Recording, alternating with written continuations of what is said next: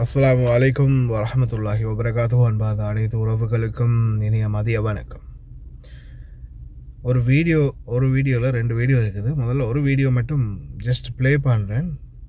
அதை உங்களுக்கு மொழி தெரியாத இருக்குமே, ஆனால் லிசன் பண்ணுங்கள். அதை சும்மா அப்படியே உணருங்க வீடியோவை. சரியா?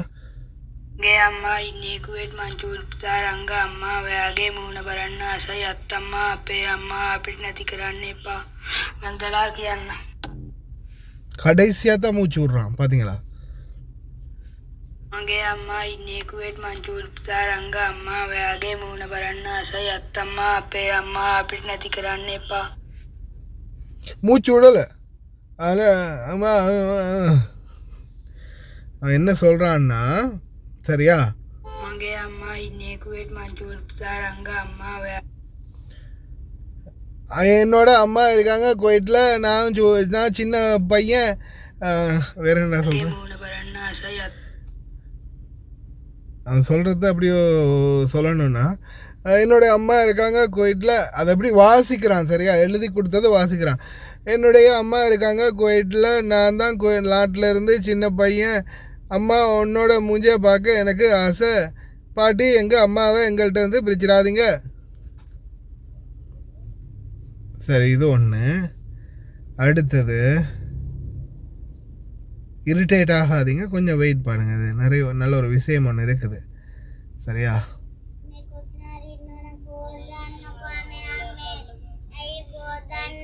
என்னடா சத்தத்தை காணும்?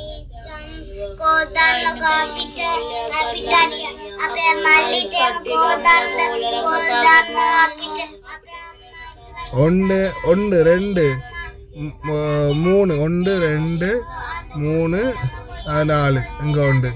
வேறு எது இன்னும் இருக்காடா? இல்லை, 1 2 3 4. வாங்க வாங்க வாங்க, மீன் வாங்க வாங்க. காய்கறி மார்க்கெட் மாதிரி இருக்குது. சரியா? இப்போ நான் கேட்குற கேள்வி என்னென்னா, ஒன்று இந்த படம் பிடிக்கிற ஆம்பளையாடா நீ? கீழே முதல்ல தொட்டு பாடுறா இருக்கா, இல்லை அந்துக்கு விழுந்துருச்சான்னு கீழே, அதை முதல்ல சொல்லிக்கணும். சரியா? அம்மா வெளிநாட்டுக்கு போய்த்தா. இந்த நிறைய பேர் நான் பார்க்க, இப்போ ரீசெண்டாக கூட நான் இந்த விஷயத்தை நான் உங்களுக்கு சொல்கிறதுக்கான காரணம், நிறைய பேர் பர்சனலாக வந்து பேசுகிறாங்க. எல்லாத்தையுமே பப்ளிஷ் பண்ண முடியாது, அவங்களுடைய வாய்ஸையும் போட முடியாது. ஆனால் சம்பவத்தை சொல்கிறோம், ஒரு விஷயத்தை கேட்டுக்கோங்க. இப்போ ரீசெண்டாக ஒருத்தன் தொடர்ந்து பிள்ளைய வச்சு வீடியோவே போட்டுக்கிட்டு இருந்தான். சரியா? எந்த மதம், எந்த மொழி, எந்த ஊர், எதையுமே நான் சொல்லலை. அப்போது எனக்கு அந்த வீடியோ வந்துச்சு. வீடியோவை தேடி பார்த்தேன். அதுக்கப்புறமா சம்மந்தப்பட்ட ஆளை தேடி பிடிச்சி ஒரு மாதிரியாக பேசியாச்சு. புள்ள 2 வச்சு, அம்மா அப்படி தான் இந்த நாட்டில் இருக்கிறாங்க, எங்களுக்கு வர வச்சு தாங்க மாமா அப்படின்னு அந்த பிள்ளைங்க பேசுது. சரி, உங்கள் அப்பா எங்கே கூட அவங்ககிட்ட பேசுவோண்டு.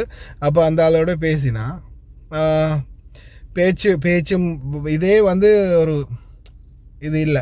சரின்னு அந்த பெண்ணை தேடி பிடிச்சி அவங்க டீட்டெயில்ஸை எடுத்து வீசா கோப்பியை தேடி பிடிச்சி ஒரு மாதிரி அட்ரஸை பார்த்தா, அட்ரஸ் நம்மளுடைய பக்கத்து மந்தக்கா தான். நான் இருக்கிற மந்தக்காவிலேருந்து கொஞ்சம் பக்கம்தான். அப்போ தேடி பிடிச்சி அந்த வீட்டு அட்ரஸை பிடிச்சிட்டேன். கஃபீல்ற நம்பர் கிடச்சா, வேலை செய்யலை வீசாவில் இருந்து. ஆனாலும் வீட்டு அட்ரஸை பிடிச்சி நேராக வீட்டுக்கே போயிட்டு வெளில அடித்த என்னுடைய நேரம், அந்த பெண்ணுடைய நேரம், அவங்க தான் வெளியில் வந்தது. வெளியில் வந்தோடனே நான் அவங்களுடைய பேரை சொல்லி கேட்டேன். நீங்களான்னு? ஆமான்னாங்க. இந்த மாதிரி கொஞ்சம் பேசணுமே அப்படின்னு சொல்லும்போது, அவங்க என்ன பார்த்ததுமே அவங்க மதிச்சுக்கிட்டாங்க என்ன தான்னு. ஓகே பிரதர், பிரச்சனை இல்லைன்னு நான் உடனே டக்குன்னு நினச்சேன். கையில் ஒரு நம்பர் எழுதி தான் வச்சுருந்தேன். அதை கொடுத்துட்டு நான் வந்துட்டேன். அப்போ ஃபோன் பண்ணி பேசும்போது, இவன் வந்து ட்ரக்ஸுக்கு அடிமை. உழைக்க வாரத்தில் 2 தடவை உழைக்க போவான். போயிட்டு வந்தாலும் அந்த காசில் ஒன்று இந்த போதையை போட்டுட்டு வருவான். இன்னொன்று என்னென்னா, நல்லா கேட்டுக்கோங்க, இந்த மிருகத்தையும் தாண்டி ஒரு கேவலமான செயல். அதாவது தன்னுடைய சொந்த மனைவியை சீரழிச்சிருக்கிறான். யோசிச்சு பாருங்க. தன்னுடைய சொந்த மனைவி தனக்கு உரித்தானவள், ஆனால் அவளுடைய விருப்பமின்றி அவளை தொடர்றது கூட ஒரு வகையில் அது ஒரு என்ன சொல்கிறது, புரிஞ்சுக்குவீங்கன்னு நினைக்கிறேன். ஆனால் சீரழிச்சிருக்கிறான். ஏன் போதை, இவனுக்கு இந்த போதை இல்லாமல் இருக்க இல்லாது. 2-3 நாளைக்கு வேலைக்கு போகிறது, ஒரு வாரத்துக்கு தேவையான போதையை எடுத்துக்கிட்டு வர்றது, அதுக்கப்புறம் இருந்து ஒவ்வொரு நாளும் போதை, அதே போதையில் போய் பாயிறது. அனுபவிச்சு கொடுமையை தாங்க முடியாமல் பிள்ளைங்களையும் பாட்டி வீட்டில் விட்டுட்டு அம்மா வீட்டில் விட்டுட்டு தான் வெளியே வந்திருக்கிறான். ஆனால் எப்படியோ ட்ரை பண்ணி ஏதோ மண்டாடி போராடியோ இல்லை என்ன செஞ்சோ தெரியல, பிள்ளைங்களை எடுத்து இவன் கொண்டு போய் வச்சுக்கிட்டு டெய்லி அந்த பொண்ணுடைய ஒவ்வொரு ஃபோட்டோவாக போட்டு அந்த பிள்ளைங்களையும் வச்சு பேச வைக்கிறது. கடைசியில் இது தெரிஞ்ச பிறகு நான் செம்ம கிழிச்சேன் அவனுக்கு. ஆனால் இதுக்கு பிறகு நீ ஃபோட்டோ ஏதாவது வீடியோ போட்டேன்னா நான் நிச்சயமாக சம்மந்தப்பட்ட அதிகாரிகளோட பேசுவேன், நடவடிக்கை எடுப்பேன்னு சொல்லி எல்லாம் சொன்ன பிறகு அதுக்கப்புறமா அது வீடியோ போகிறத விட்டுட்டான். ஆனால் இன்னும் இதை மாதிரி 1-2 இல்லை, 100கணக்கான 1000கணக்கான பேர் இதை தான் செய்கிறானுங்க. எனக்கிட்ட இருக்கிற ஒரே ஒரு கேள்வி என்னென்னா, இப்போ நீங்கள் இந்த பிள்ளைங்களை போட்டு இந்த மாதிரி செய்கிறது சாத்தியமா? இவங்களுடைய மனசை மாறிடுமா? இப்போ ஒரு உதாரணத்துக்கு நான் ஒரு தகப்பனாவோ தாயாவோ இருக்கும்போது என்னுடைய பிள்ளைங்க இந்த மாதிரி என்னுடைய ஃபோட்டோவை போட்டு பப்ளிஷ் பண்ணி இந்த மாதிரி பண்ணுறாங்க. இது எப்படி ஆகும்னா, நம்மளை இரிட்டேட் பண்ணும், நம்மளுடைய கௌரவத்தை குறைக்கும். பப்ளிக் பண்ணி இந்த மாதிரி பண்ணும்போது ஆசையோ இல்லை பாசமோ வராது, ஆதங்கம் தான் வரும், கோபம் தான் வரும். இப்போது இவங்க பொண்டாட்டியோ இல்லை இவங்க புருஷனையோ இல்லை பிள்ளையோ யாரோ ஒருத்தரை இந்த மாதிரி பண்ணிட்டாங்க, இந்த மாதிரி போயிட்டாங்க, காப்பாற்றுங்க, ஒரு திருடனை ஒரு ஏமாற்றுக்காரனை பப்ளிஷ் பண்ணுறது ஓகே. அப்போது இந்த மாதிரி இவங்க ஃபோட்டோ போட்டு பண்ணினா அதுக்கப்புறம் சமூகத்தில் யாராவது அவங்கள முகம் கொடுக்கறது இல்லையா சமூகத்துக்கு? அதே போல் இந்த மாதிரி ஃபோட்டோ வீடியோ போட்டதுக்கு அப்புறமா நீங்கள் அழிச்சிருவீங்க. சரி, ஒரு வேளை அவங்க வந்துட்டாங்க, நீங்கள் அழிச்சிருவீங்க. ஆனால் இது எத்தனை பேர் எடுத்துகிட்டு ஷேர் பண்ணுறாங்க? ஒவ்வொரு வீடியோக்களையும் ஃபோட்டோக்களையும் சூடு எத்தனை பேர் எடுத்து ஷேர் பண்ணுறாங்க? இப்போ அவங்க எல்லாரையும் தேடி போய் ஒவ்வொருத்தராக சொல்லிகிட்டு இருக்க முடியுமா? வீடியோ ரிமூவ் பண்ணுங்கள், என் பொண்டாட்டி வந்துட்டான். இப்போ சிலருடைய தேடித்தான் போய் சொல்கிறோன்னு வச்சுக்கோங்களேன், சிலருடைய வீடியோ ரிமூவ் பண்ணக்கூடிய மாதிரி இருக்கும்.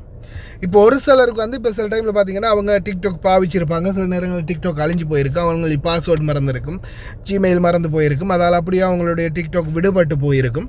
இந்த மாதிரி சிச்சுவேஷனில் அவங்களுடைய அந்த டிக்டாக் ஐடி இல்லை, அவங்கள்ட்ட ஐடி இல்லை, ஆனால் அது பப்ளிஷ் ஆகி அந்த வீடியோ ஓடிக்கிட்டு தான் இருக்குது, அவங்களோட டிக்டாக் ஐடி ஓப்பனில் தான் இருக்குது, ஆனால் அவங்களுக்கு அதை லாகின் பண்ணுறதுக்குரிய ரைட்ஸ் இல்லை, அவங்களுடைய பாஸ்வேர்டு அதுதான் மறந்துட்டாங்க. இப்படி ஒரு சிச்சுவேஷன் வந்தால், அப்போ அந்த வீடியோ வைரலாக தொடர்ந்து ஓடிக்கிட்டே இருந்தால் என்ன செய்வீங்க? உங்கள் பொண்டாட்டி உங்கள் வீட்டுக்கு வந்துட்டு, ஆனால் இன்றைக்கும் ஒரு வருஷமாவது இன்றைக்கும் அந்த வீடியோ பப்ளிஷ் ஆகிட்டு இருக்குது, ஓடிட்டு இருக்குது, ரோட்டால் போகிறவன் வரவன்லாம் காட்டி கேட்குறேன், இந்த பாருங்கம்மா உங்களோட வீடியோ தானே இது, என்ன ஓடிட்டீங்க அப்படி என்ன பிள்ளைங்க வச்சு இப்படி செஞ்சுருக்கிறீங்க என்ன இப்படி யாராவது கேட்டால் அவங்களுக்கு எப்படி இருக்கும்? வந்தவங்களோட வாழ்ந்து ஒரு வருஷத்துக்கு பிறகு இதே நிலைமைண்ணா வீடியோ போடுற மாதிரி இல்லை, புரிஞ்சுக்கோங்க.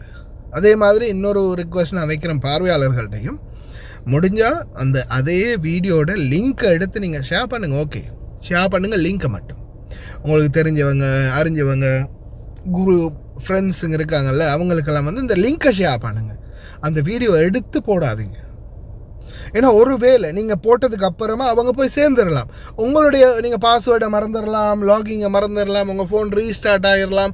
அடடா இந்த டிக்டாக்குடைய பாஸ்வேர்டும் தெரியாது, என்னென்ன ஜிமெயிலும் தெரியாது, எப்படி லாகின் ஆகுறது, லாகின் கூட பண்ணிக்க முடியாது அப்படின்னு நிலைமைக்கு போயிட்டீங்கன்னா அப்போ இதை எப்படி அழிச்சுக்கொள்வது? அழிக்கவே முடியாது, காலமெல்லாம் அப்படியோ அது ரன்னிங்லேயே தான் இருக்கும். புரிஞ்சு செயல்படுவீங்கன்னு நினைக்கிறேன். ரொம்ப நன்றி.